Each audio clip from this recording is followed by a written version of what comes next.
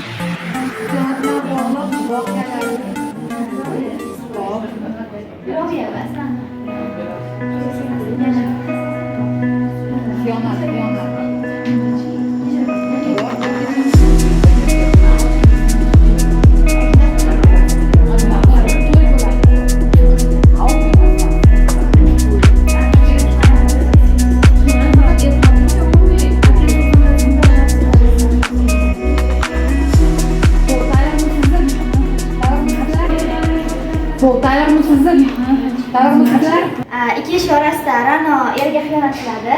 Sarvqoma Dilbarimda Ilyos Asalga xiyonat qiladi. Kecha va kunduzda Mingboshning xotinlari Mingboshga xiyonat qilib ketishadi. Xo'p, yaxshi. Demak, xiyonat bilan bog'liq mana shunday badiiy asarlarda voqealar mavjud ekan. Xo'p, endi siz o'zingizning yashirgan so'zingizni uchinchi jamoaga bering. Qaysi so'zni yashirdilaring? Suiqasd. Suiqasd. Suiqasd degan so'z.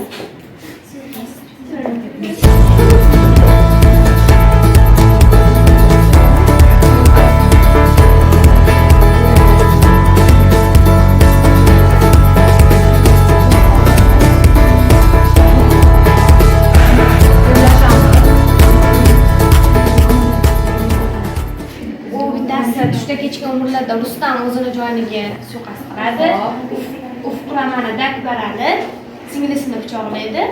Keyin Oltin zanglamasida Dilovar xo'ja o'zini haligi hamrohini o'ldiradi.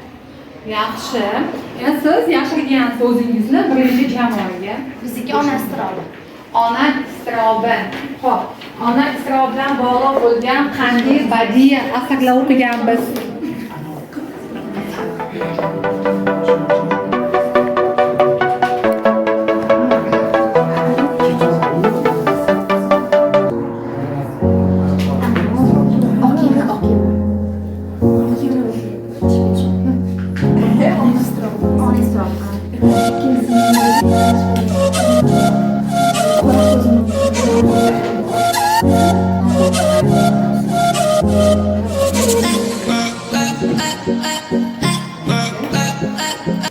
Bo'ldi endi.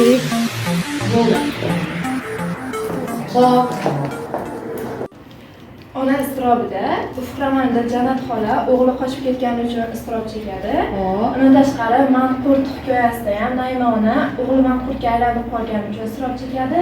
Qorako'z Majnunda ham o'g'li Bo'rixon boshqa dinga o'tib ketgani uchun iztirob chekadi Saodat aya va ikki eshik orasida ham Qoramma o'g'li Kimsan frontga ketgani uchun iztirob chekadi. Yaxshi.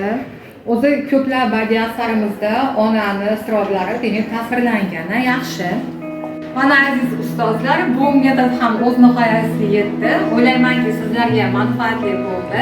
Biz esa siz bilan xayrlashmaymiz, balki ko'rishguncha deymiz. Ko'rishguncha omon bo'ling.